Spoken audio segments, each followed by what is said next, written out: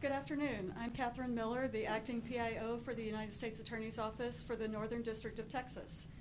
Today, you will hear from Acting United States Attorney Nancy Larson, Special Agent in charge of the FBI, Joseph Rothrock, Acting Field Officer, Office Director of Enforcement Removal Operations, Joshua Johnson. Also at the podium is Texas Department of Public Safety Regional Chief Jeremy Sherrod, Alvarado Police Chief Teddy May, Homeland Security Investigations Dallas Special Agent in charge Travis Picard, and ATF Special Agent in charge Benny Mims. We will be giving information on a particular event that happened on Friday evening. After the statements made, we will not be taking questions today, but the complaints that will be discussed are unsealed and available for downloading. Thank you. Good evening, everyone. My name is Nancy Larson. I'm the Acting United States Attorney for the Northern District of Texas. Thank you all for being here. We're here to tell you that late at night on July 4th, Friday night at approximately 10:37 p.m. at the Prairieland ICE Detention Center in Alvarado, Texas, 10 to 12 individuals dressed in black military-style clothing began shooting fireworks and engaging in acts of vandalism at the facility. And this was part of an organized attack.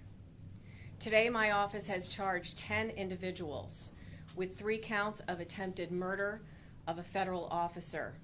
Each of the 10 are also charged with 3 counts of discharging a firearm in relation to a crime of violence. Each of these defendants faces a mandatory prison term of 10 years and up to life in prison. An additional co-conspirator was charged with obstruction of justice and conspiracy for attempting to conceal and destroy evidence in relation to the attack, and he faces up to 10 years in prison. Let's discuss the incident. It was a planned ambush with the intent to kill ICE corrections officers. Make no mistake, this was not a so-called peaceful protest. It was indeed an ambush. The attackers used the vandalism that I described, which seemed to be designed to draw ICE personnel outside the facility, and it worked. After about 10 minutes of having convened, 1 or 2 individuals broke off from the group. They engaged in the graffiti, they damaged vehicles, and a guard structure. The graffiti had such words as traitor, ice pig, other profanity. Then there was a 911 call from the facility. 2 unarmed corrections officers went outside to speak with the vandals. One of the gunmen signaled using a flashlight to the vandals. Now, the gunman was not with them. He was separate and apart. At one point, the Alvarado police officer arrived, a single police officer. An assailant who was positioned in the woods shot him in the neck area.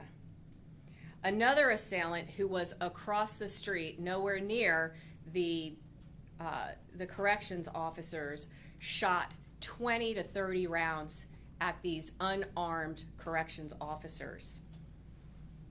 There was an AR-style rifle found at the scene. It was jammed, apparently discarded by the attackers. The assailants fled. The Johnson County Sheriff's Office was able to stop a vehicle. There was a single driver in that vehicle. The sheriff deputy saw in plain sight a firearm. Another firearm was in the back seat, and there were 2 Kevlar ballistic-style vests also in that vehicle. There was a second encounter with law enforcement about 300 yards from where the police officer was shot in the neck.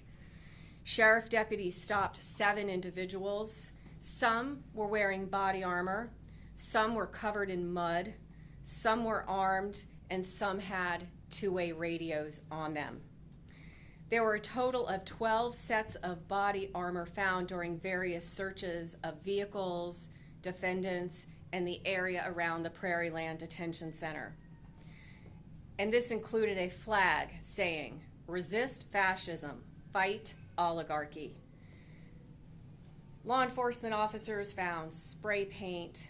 They found flyers such as "Fight ICE Terror with Class War," "Free all political prisoners." One of the attackers' cell phones had cell phones inside a Faraday bag. A Faraday bag is something that is supposed to block electronic signals, and criminals commonly use them because they think it prevents law enforcement officers from finding their location. Over the course of the weekend, additional related searches occurred. We found masks, goggles, tactical gloves. We've one residence of one of the defendants. There was additional body armor. There was a cache of 9 additional weapons, spray paint, fireworks, and again, insurrectionist material. One of them was entitled "Organizing for Attack, Insurrection, Anarchy." Due to the rapid response of local law enforcement, these individuals were quickly apprehended. This was an egregious attack on federal and local law enforcement officers, and it is part of an increasing trend of violence against them. Let me tell you just a little bit about assaults on law enforcement officers over the last few years in our district, the Northern District of Texas. In 2021 and 2022, we had 7 assaults each year against officers. In 2023, it was 11. In 2024, it was 18. And thus far, thus far in 2025, 9. And that includes this one. We want to tell everybody out there, this will not be tolerated. Those who use violence against law enforcement officers will be found, and they will be prosecuted with the toughest criminal statutes and penalties that we have available to us. This has been 72 hours of the hardest work that we have ever been involved in here in terms of cooperation with our federal law enforcement partners, our local law enforcement partners, in the 30 years that I have been a federal prosecutor. So on behalf of my office in this community, I want to thank all those in law enforcement. You risk your lives every day to protect us, and this is a stark and horrifying example of how they protect us every day. I'd now like to turn the podium over to Special Agent in charge of the FBI, Joe Rothrock. Thank you.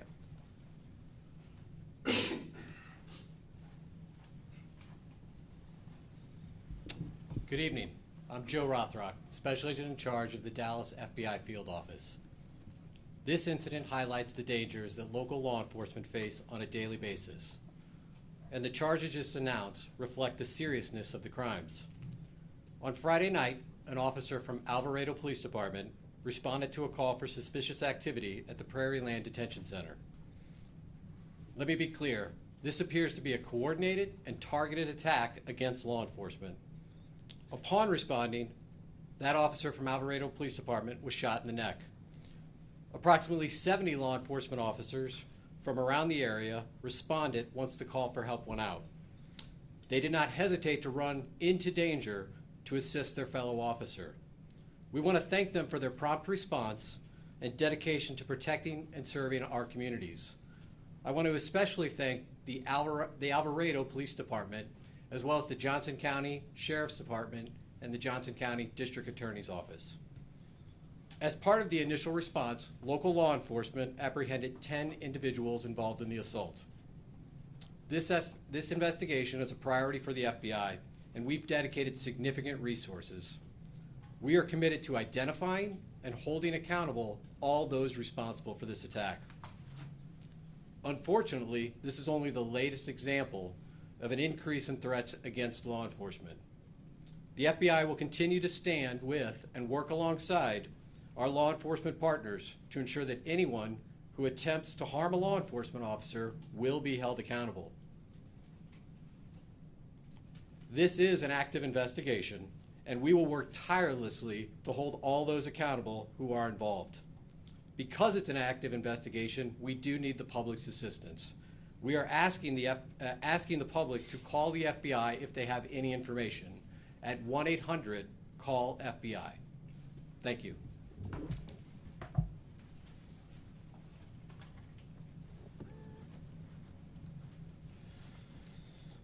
Good afternoon. I'm Josh Johnson. I'm the acting field office director for ERO Dallas.